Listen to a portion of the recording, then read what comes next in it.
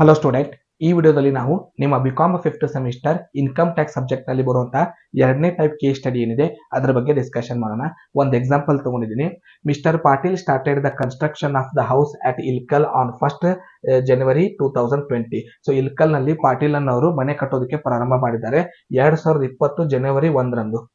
He took a loan from State Bank on 1st July 2020. So state bank ನಲ್ಲಿ ಸಾಲ ಮಾಡಿದ್ದಾರೆ 2020 July 1ರಂದು. So amount ಎಷ್ಟಂದ್ರೆ 10 lakh loan. ಅದಕ್ಕೆ ಬಡ್ಡಿ ಎಷ್ಟಂದ್ರೆ 10%, 10% ಇಂಟ್ರೆಸ್ಟ್ ಪರ್ ಆನಮ್.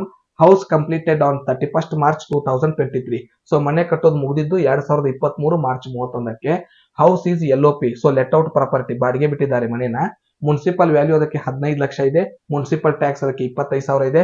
ನಮಗೆ ಇನ್ಕಮ್ ಫ್ರಮ್ ಹೌಸ್ ಪ್ರಾಪರ್ಟಿ, ಆ ಮನೆಯಿಂದ ಆ ವ್ಯಕ್ತಿಗೆ ಎಷ್ಟು ಇನ್ಕಮ್ ಬಂತು ಅದನ್ನ ಕಂಡುಹಿಡಿಬೇಕಂತ ಕೊಟ್ಟಿರ್ತಾರೆ. ಸೊ ಇನ್ಕಮ್ ಫ್ರಮ್ ಹೌಸ್ ಪ್ರಾಪರ್ಟಿಲಿ ಎರಡನೇ ಮೆಥಡ್ ಈ ರೀತಿ ಪ್ರಶ್ನೆ ಕೊಟ್ಟಿರ್ತಾರೆ. ಆಗ ಏನ್ ಮಾಡ್ತೀವಿ, heading calculation of income from house property ಅಂತ ಹೆಡ್ಡಿಂಗ್ ಹಾಕ್ತಿವಿ. ಎರಡು ಕಾಲಮ್ ನ ಪ್ರಿಪೇರ್ ಮಾಡ್ಕೋತೀವಿ.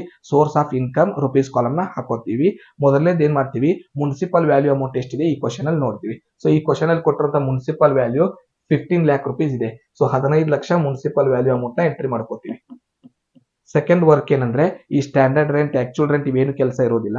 ಡೈರೆಕ್ಟ್ ಆಗಿ ಮುನ್ಸಿಪಲ್ ಟ್ಯಾಕ್ಸ್, ಮುನ್ಸಿಪಲ್ ವ್ಯಾಲ್ಯೂ ನಲ್ಲಿ ಮುನ್ಸಿಪಲ್ ಟ್ಯಾಕ್ಸ್ ಮೈನಸ್ ಮಾಡೋದಿರುತ್ತೆ. ಸೊ ಮುನ್ಸಿಪಲ್ ಟ್ಯಾಕ್ಸ್ ಎಷ್ಟು ಪೇ ಮಾಡಿದಾನೆ ಅದನ್ನ ಮೈನಸ್ ಮಾಡ್ತೀವಿ. ಮುನ್ಸಿಪಲ್ ವ್ಯಾಲ್ಯೂ 15 ಲಕ್ಷ ಇದೆ, ಮುನ್ಸಿಪಲ್ ಟ್ಯಾಕ್ಸ್ 25,000 ಇದೆ. ಸೊ ಮೈನಸ್ ಮಾಡಿದಾಗ 14,75,000 amount remaining amount. So deduction under section 24 ಅಂತ ಹೆಡ್ಡಿಂಗ್ ಹಾಕ್ತಿವಿ. ಸೊ 24ನೇ ಸೆಕ್ಷನ್ ಪ್ರಕಾರ ಎರಡು ಡಿಡಕ್ಷನ್ ಬರುತ್ತೆ. ಒಂದು 30% ಸ್ಟ್ಯಾಂಡರ್ಡ್ ಡಿಡಕ್ಷನ್, ಪ್ರಶ್ನೆಯಲ್ಲಿ 30% ಇರೋದಿಲ್ಲ, ನೀವು ನೆನ್ಪಿಟ್ಕೋಬೇಕು. ಇಂಟ್ರೆಸ್ಟ್ ಡಿಡಕ್ಷನ್, ಇವೆರಡು ಫಾರ್ಮೆಟ್ ನೀವು ನೆನ್ಪಿಟ್ಕೋಬೇಕು. ಡಿಡಕ್ಷನ್ 24ರಲ್ಲಿ ಬರೋದು 30% ಸ್ಟ್ಯಾಂಡರ್ಡ್ ಡಿಡಕ್ಷನ್ ಮತ್ತೆ ಇಂಟ್ರೆಸ್ಟ್. ಸೊ 30% ಎದ್ರ ಮೇಲೆ ಮಾಡ್ತೀವಿ, ಕಂಡು ಹಿಡಿದಂತ ನೆಟ್ ಎನ್ಯುವಲ್ ವ್ಯಾಲ್ಯೂ ಅಮೌಂಟ್ ಮೇಲೆ ಮಾಡ್ತೀವಿ. ನೆಟ್ ಎನ್ಯುವಲ್ ವ್ಯಾಲ್ಯೂ ಎಷ್ಟು ಬಂದಿದೆ, 14,75,000 rupees ಬಂದಿದೆ. ಇದ್ರ ಮೇಲೆ 30% ಸ್ಟ್ಯಾಂಡರ್ಡ್ ಡಿಡಕ್ಷನ್ ಮಾಡ್ತೀವಿ. ಸೊ 30% ಅಂದ್ರೆ 30 divided by 100 ಈ ಕ್ಯಾಲ್ಕುಲೇಷನ್ ಮಾಡ್ಕೋತೀವಿ. ಸೊ 30% ಮಾಡ್ಕೊಂಡಾಗ 14,75,000 total amount net annual value. ಅದ್ರ ಮೇಲೆ 30%, 30 divided by 100 ಮಾಡಿದಾಗ ಆನ್ಸರ್ 4,42,500. 4,42,500 ಇದು ಸ್ಟ್ಯಾಂಡರ್ಡ್ ಡಿಡಕ್ಷನ್ 30%. ನೆಕ್ಸ್ಟ್ ಈಗ ಏನಂದ್ರೆ ಇಂಟ್ರೆಸ್ಟ್. ಸೊ ನೀವು ಹಳೆ ಪ್ರಾಬ್ಲಮ್ ಎಲ್ಲ ಸಾಲ್ವ್ ಮಾಡುವಾಗ ರೆಡಿಮೇಡ್ ಇಂಟ್ರೆಸ್ಟ್ ಇರ್ತಿತ್ತು ಪ್ರಶ್ನೆಯಲ್ಲಿ, ಅಂದ್ರೆ ಅವರೇ ಅಮೌಂಟ್ ಕೊಟ್ಬಿಡ್ತಿದ್ರು. ಈ ರೀತಿ ಪ್ರಶ್ನೆಯಲ್ಲಿ ಏನ್ ಮಾಡ್ತಾರೆ, ಇಂಟ್ರೆಸ್ಟ್ ಕ್ಯಾಲ್ಕುಲೇಷನ್ ನಾವು ಮಾಡೋದಿರ್ತಾರೆ. ಸೊ ಇದರಲ್ಲಿ ಇಂಟ್ರೆಸ್ಟ್ ನಾವೇ ಕ್ಯಾಲ್ಕುಲೇಷನ್ ಮಾಡಬೇಕು. ಲೋನ್ ಅಮೌಂಟ್ ಕೊಟ್ಟಿದ್ದಾರೆ, ಇಂಟ್ರೆಸ್ಟ್ ಪರ್ಸೆಂಟೇಜ್ ಕೊಟ್ಟಿದ್ದಾರೆ.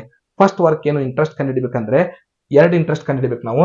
ಒಂದು ಕನ್ಸ್ಟ್ರಕ್ಷನ್ ಪೀರಿಯಡ್, ಮನೆ ಕಟ್ಟುವಾಗ ಬಡ್ಡಿ ಎಷ್ಟು, ಕನ್ಸ್ಟ್ರಕ್ಷನ್ ಪೀರಿಯಡ್ ಇಂಟ್ರೆಸ್ಟ್ ಕಂಡುಹಿಡಿಬೇಕು. ಸೊ ಕನ್ಸ್ಟ್ರಕ್ಷನ್ ಪೀರಿಯಡ್ ಇಂಟ್ರೆಸ್ಟ್ ಕಂಡುಹಿಡಿಬೇಕಂದ್ರೆ ಯಾವಾಗ ಅವನು ಲೋನ್ ತಗೊಂಡಿದ್ದಾನೆ ಆ ಅಮೌಂಟ್ ನ ಹುಡುಕ್ಬೇಕು. ಸೊ ಡೇಟ್ ನ ಹುಡುಕ್ಬೇಕು. ಜುಲೈ 1, 2020 ತಗೊಂಡಿದ್ದಾನೆ. ಸೊ ಏನ್ ಬರ್ಕೋಬೇಕು, ಡೇಟು 1/7/2020. ಸೊ ಇಲ್ಲಿಂದ ಡೇಟ್ ಪ್ರಾರಂಭ ಆಗುತ್ತೆ. ಸೊ ವರ್ಷದ ಎಂಡ್ ಬರಿಬೇಕು. 2020 ಜುಲೈಗೆ ಲೋನ್ ತಗೊಂಡಿದ್ದಾನೆ. 31st March 2021. 31st March ನಮ್ದು ಕ್ಲೋಸಿಂಗ್ ಡೇಟ್, ಫಿಕ್ಸ್ ಡೇಟ್ ಅದು ಯಾವಾಗಲೂ. ಸೊ ಇಲ್ಲಿ 20ಗೆ ಸ್ಟಾರ್ಟ್ ಆದ್ರೆ 21ಗೆ ಎಂಡ್ ಆಗುತ್ತೆ. ಹೀಗೆ ಡೇಟ್ ಬರಿತಾ ಹೋಗ್ಬೇಕು. ಎಲ್ಲಿವರೆಗೂ ಬರೀಬೇಕಂದ್ರೆ ಮನೆ ಕಟ್ಟೋದು ಎಲ್ಲಿಗೆ ಮುಗಿದಿದೆ, 2023 ಮಾರ್ಚ್ ಮಟ. ಸೊ ಅಲ್ಲಿ ಮಟ ನಾವು ಇದೇ ರೀತಿ ಬರ್ತಾ ಹೋಗ್ಬೇಕು. ಸೊ 1st April 2021 ಅಕೌಂಟ್ ಪ್ರಾರಂಭ ಆಗೋದು April 1ಕ್ಕೆ, ಎಂಡ್ ಆಗೋದು March 31ಕ್ಕೆ, 31st March 2022. Next April 1, 2022 end ಆಗೋದು March 31, 2023. ಸೊ ಇಲ್ಲಿವರೆಗೆ ಬಂತು. ಸೊ March 31 ಬಂತಲ್ಲ, ಎಂಡ್ ಮಾಡ್ಬೇಕು ಬರೆಯೋದು 2023. ಈಗ ಇಲ್ಲಿಂದ ಇಲ್ಲಿಗೆ ಮಂತ್ ಎನ್ಸ್ಬೇಕು. ಒಂದೇದ್ದು 7 ಮಂತ್ ಇದೆ, ಇಲ್ಲಿ 7 ಅಂದ್ರೆ ಜುಲೈ ಇದೆ, ಇಲ್ಲಿ ಮಾರ್ಚ್ ಇದೆ. July, August, September, October, November, December, ಜನವರಿ, ಫೆಬ್ರವರಿ, ಮಾರ್ಚ್, 9 ಮಂತ್ಸ್ ಆಗುತ್ತೆ. ಸೊ 9 ಮಂತ್ಸ್ ಇವೆಲ್ಲ ಫುಲ್ 1 year ಇರುತ್ತೆ. ಮುಂದಿನವೆಲ್ಲ 1 year ಇರುತ್ತೆ. ಕೇವಲ ಒಂದೇದಷ್ಟೇ ಮಂತ್ ಎನ್ಸ್ಬೇಕು. ಇಂಟ್ರೆಸ್ಟ್ ಹೇಗೆ ಕಂಡುಹಿಡಿಯೋದು, ಲೋನ್ ಅಮೌಂಟ್ ಎಷ್ಟಿದೆ ಇದರಲ್ಲಿ, 10 lakh rupees ಇದೆ ಕ್ವಶನ್ ಅಲ್ಲಿ.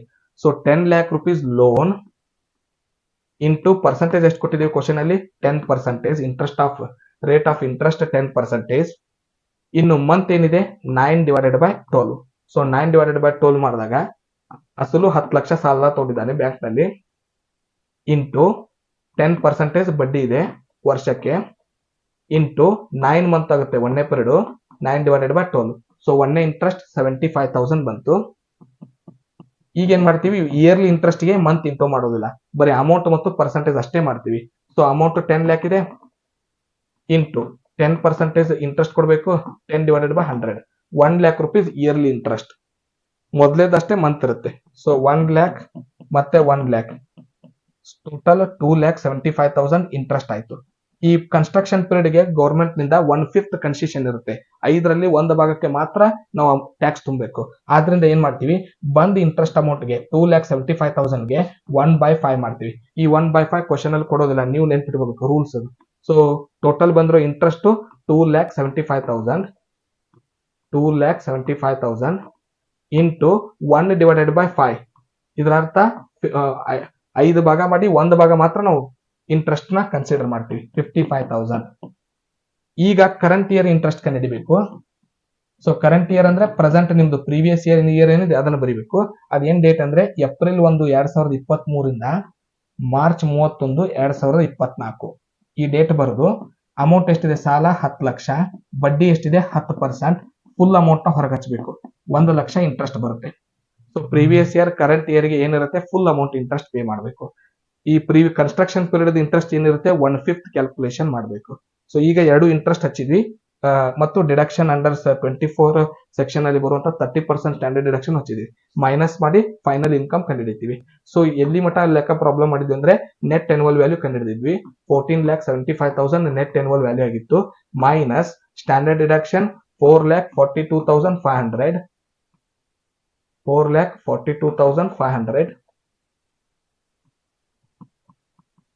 Minus first interest construction period 55,000 minus 1 lakh.